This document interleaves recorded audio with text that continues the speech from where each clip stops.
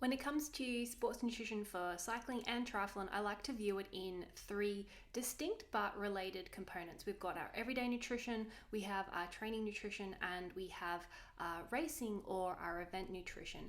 And they have overlaps, but they've got very distinct challenges and things that we want to be addressing, and which will influence the food choices that are going to be most suitable for those particular components. And I teach my clients with this one-on-one as well as in the field framework, which I'm going to be teaching live in a new 90-minute workshop next week on the 25th of April. In this workshop, I'm going to be taking you through how to optimize what you're eating on and off the bike in a way for better health, better performance, and better body composition. You can get your tickets by going to gemmasampson.com/framework to join in live or to watch the replay later. And when I'm looking at during nutrition specifically, there are 3 steps that I like to teach my clients about how to fuel their rides to make it really simple and practical and adaptable depending on what you're doing, when, where, and why. And these come down to duration, intensity, and fuel type. So firstly, we want to be thinking about duration, like how long are you going for this bike ride? Is it 1 hour? Is it 2 hours? Is it 3 hours, 4 hours, 5 hours? This is going to influence the total amount of carbohydrate that you're going to be wanting to eat and use to fuel that session, which links into the intensity. The intensity of the training ride that you're about to do, whether you're going on a recovery ride or you're going on an indoor ride, you're going on something for sprints or for efforts or for intervals, that intensity is going to influence how much carbohydrate. Are you going for a low fueling? Are you going for a high fueling strategy? And tapering and adjusting your food and fuel around that is going to be influencing the third section, which is fuel type. Because the higher the intensity, the more carbohydrate we're going to be burning and using, and also the faster fuel source that we want to be fueling with. If you're doing efforts and sprints or a hill climb or even perhaps even an indoor Zwift ride, trying to fuel that with a bar or some solid food is probably going to lead to you having gut issues and stomach upset. So when it comes to the higher intensity, we're going to be using faster foods and fuels, more drinks, gels, lollies, sweets, Coke even, whereas in those slower, more steady paced efforts, we might be able to use real food and we might be incorporating more fats as fuel. Fat takes longer to digest. Anything that has more solid components or fiber is going to sit heavy on the stomach and is going to take a longer period of time to digest. And that can be contributing to some of the gut issues that people are having.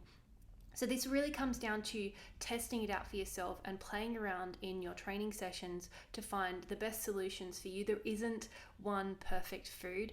I know people will often be like, this is the best gel, this is the best drink, this is the best ride food bar. It really does come down to personal preference. And I know that whole it depends is a frustrating response, but it really does, because if you only use drinks or gels, that is a fast track to having gut issues. It's a fast track to having flavor fatigue. I know so many people, and it's always Cliff Bars. I know so many people that have fueled an entire race, whether it was a Grand Fondo or an Ironman, and they only used Cliff Bars or one particular bar or product. And they got to the end of the race and the thought of having to eat another one of those bars makes them feel sick, to the point where they never eat one ever again. And this is why the longer the ride is going to be, the more options you want up your sleeve, and also the more salty food you're going to want up your sleeve as a solution as well. So it's not a one size fits all with nutrition, but these are really 3 really simple steps that you can be considering. How long are you going for, what intensity, and what fuel type is going to best serve that. And I might be fueling anything for me and my clients. I will be considering anything less than 50 grams of carbs per hour. Even for 1 hour training rides, I would consider that to be a low fueling approach. You'll be burning and using considerably more carbohydrate and energy than that, but by adding these small amounts of fuel in, even to your indoor rides, your short 1 hour rides, you're going to cope with them better. You'll have better recovery, better training, and it'll help with body composition, which is usually a lot of the reason why people come to me. They want to lose weight, they want to improve their power to weight ratio, they want to get leaner. Fueling your training is the most important way that you can do that. So rather than cutting your calories and training and restricting and underfueling and creating a lot of stress, potentially ending up in reds, relative energy deficit in sport, I get people to fuel their training because I see time and time again they have better performance, they have better recovery, they have better energy levels, but critically, it helps the rest of the day. And so for me, I'm always thinking about how is what you're eating or not eating in training influencing the rest of the day. And each of these time points have different challenges. And so our everyday nutrition is where we're looking at quality and volume and more fiber and more substance. Our everyday nutrition, it's supporting the fueling. And with your race nutrition, it's thinking with the end in mind. How can I practice that in today's session so that I get to my race in 3, 6, 12 weeks time and I'm confident that my breakfast beforehand is going to work. I'm confident that this drink, I can drink this drink for 6 hours straight and I'm not going to have any gut issues. Playing around with it and testing it in training, this is how you find out what works best for you. And so I do encourage you not just to take my word from it, but to go and put it into practice and test it out for yourself, because when you test it out for yourself, that's when you'll come back and be like, that worked.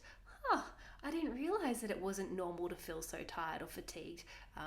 When you fuel your training, you'll have more energy levels, you'll recover faster, and it helps with better food choices the rest of the day. If you are interested to learn more, make sure you watch my online masterclass where I'm going to be teaching my fueled framework. Get your tickets at gemmasampson.com and I will hopefully see you there. Until next time, like, subscribe, fuel your ride, and I will see you soon.